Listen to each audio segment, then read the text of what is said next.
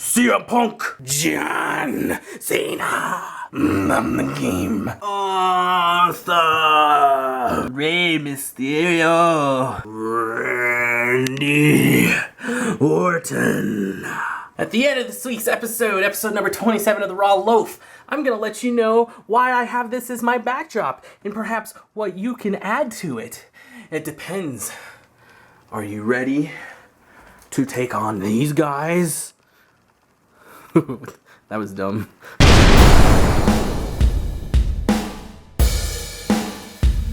So Raw opens up and there's a slew of superstars in the ring. Turns out they're gonna have a battle royal. I don't know what happened exactly at the beginning. I may have tuned in a few seconds late, but Apollo Crews is coming out and I have not said this on video yet.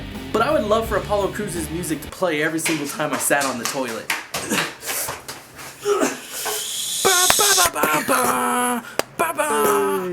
Now with all these wrestlers out there, I noticed one in particular, Mr. Bob Backlund, Mr. Champion for years at a time. When I was younger, I was watching wrestling and I saw him and he was talking about how intelligent people always carried around a pocket dictionary on them. And guess what I have? Thanks to Mr. Bob Backlund. Oh, I'm watching the Battle Royal and boy howdy, look at that. R-Truth goes flying over the top. The Miz is ringside again and misses him. Again. Now, if there's one thing I wish they would do more often with Battle Royals, it's to keep somebody that you wouldn't expect, an underdog, in for the last 5 maybe, because the one man I believe in should have been in there till the end, or at least the second to the end.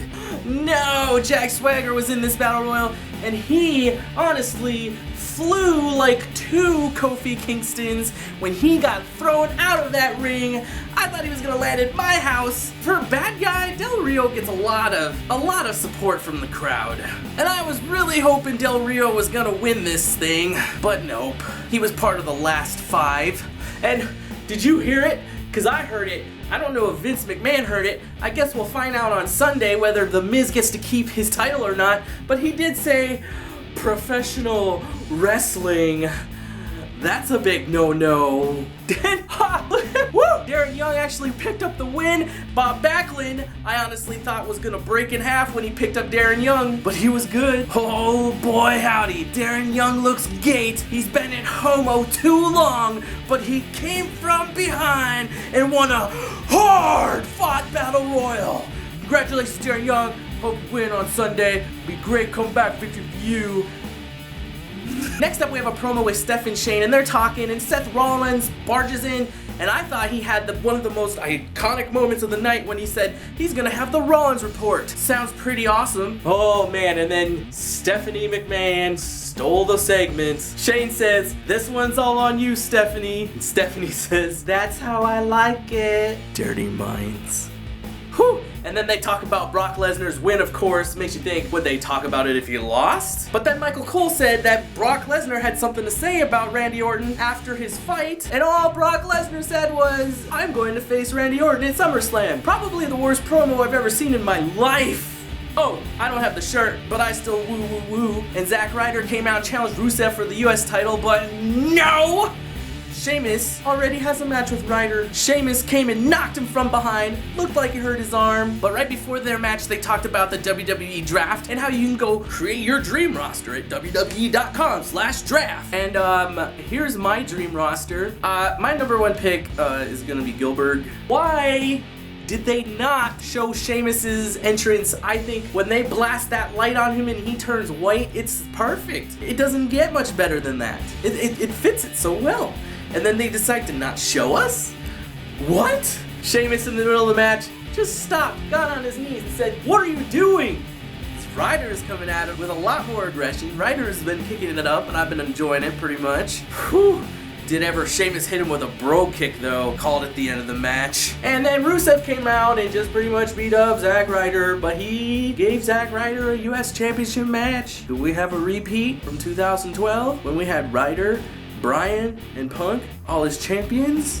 He's like, I'm never coming back here. What are you talking about? Oh no, I had to throw on the Fandango shirt again because it's Breeze Dango versus the Lucha Dragons. The earliest thing I remember from this match is Sin Cara's little dance. I would watch it again just for the dance. I mean, don't go and do it because you'll probably hate me, but I liked it. Honestly, the main thing I don't like about Breeze Dango, well, the name I don't like, but the theme song. They should have just come up with a brand new one or something, because what they have now doesn't work. It's like when you have a car, it runs out of gas, right? And your car dies, so you're sitting there and you're like, oh, well, I'm gonna try to start my car, knowing there's no gas in it. It doesn't work. It's just not gonna work. Just like, oh, let's take these two songs and just play 20 seconds of one and play 20 seconds of the other. It doesn't work. Y'all are making a lot more money than I am, and I just came up with this idea. I just had the thought of it. You're welcome. It was free. Boy, howdy. People who give out free advice sure are the nicest people around, huh? And oh man, we're gonna see it on Botchmania. You already know that. When Kalisto botched his move, but then he redid it and he hit it the second time, which to me, it's like if you messed up the move. To me, it's like if you messed up the move, don't try it again, because what if you mess it up a second time? Ooh.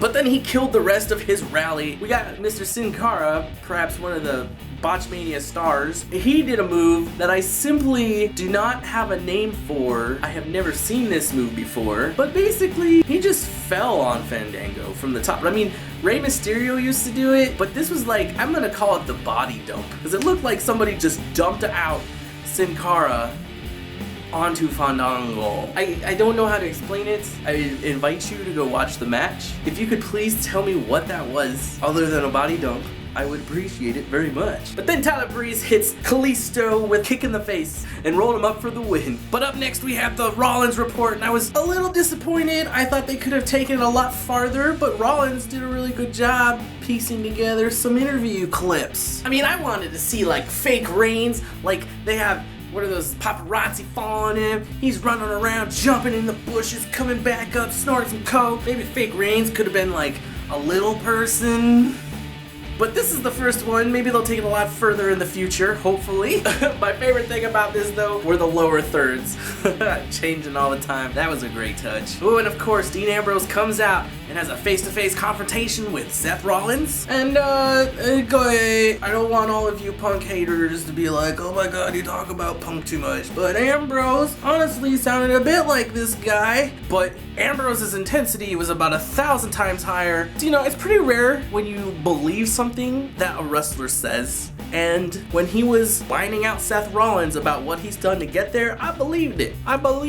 After this promo though, Dean Ambrose cannot lose at Battleground or it will make him look like a putz. I don't care how he wins, but he cannot lose. Otherwise, that promo meant nothing, and it has to mean something because it touched my heart eerily. And then, right before they went to commercial break, Dean Ambrose stuck his tongue out in about 94% of panties in America drenched. So we come back from commercial break. Sami Zayn is ringside to do commentary. Kevin Owens music hits, and he's supposed to come out, but he doesn't, because Sami Zayn ringside creates an unsafe work environment for Kevin Owens. Where was Kevin Owens at when I was in the army? That was such an unsafe work environment. I was surrounded by people with guns that wanted to kill me. Kevin Owens could have just told my commander, you need to get those people with the guns out of here.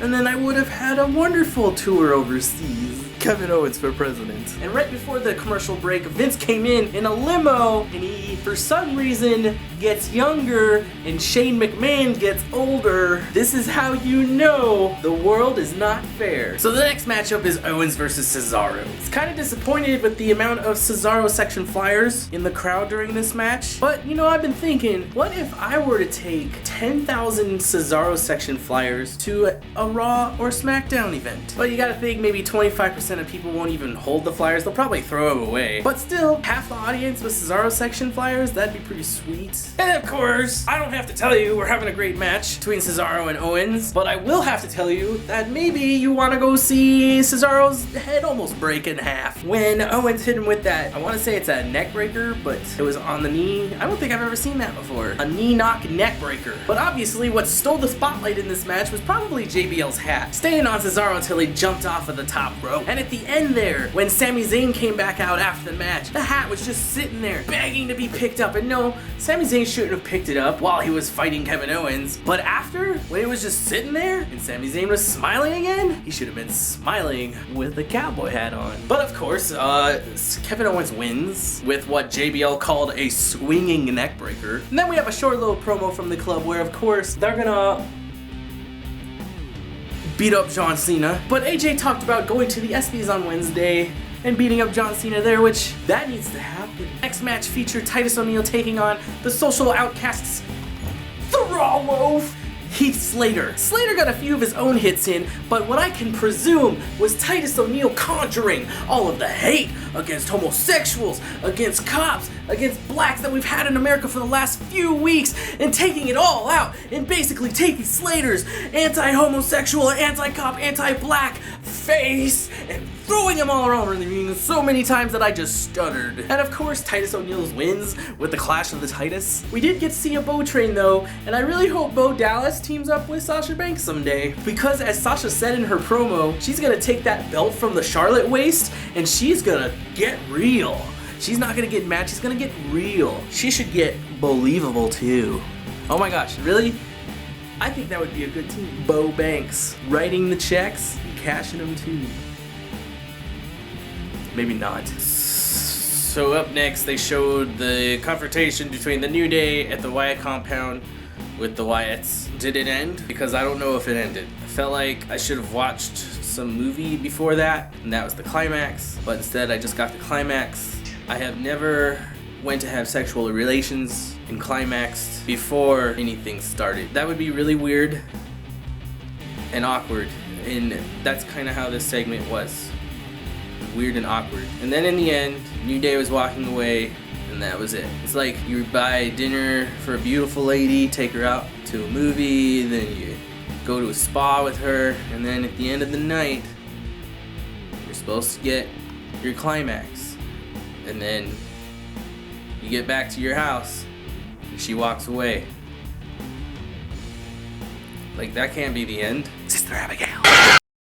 So next up we have Enzo and Big Cass taking on the Club's Luke Gallows and Carl Anderson. But of course, what would an Enzo and Cass appearance be without a promo? The only downside to this promo was I didn't get to hear my favorite line from Enzo, the Zero Dimes line. And there was a perfect setup for it too. If I had a dime for every time I turned around and walked away, I would have 0 dimes. But I did like the boneless chicken tenders comment. This match covered 3 whole segments on tonight's Raw. And I think the highlight for me was AJ Styles being so heel, asking Enzo if he's sleeping on the job again.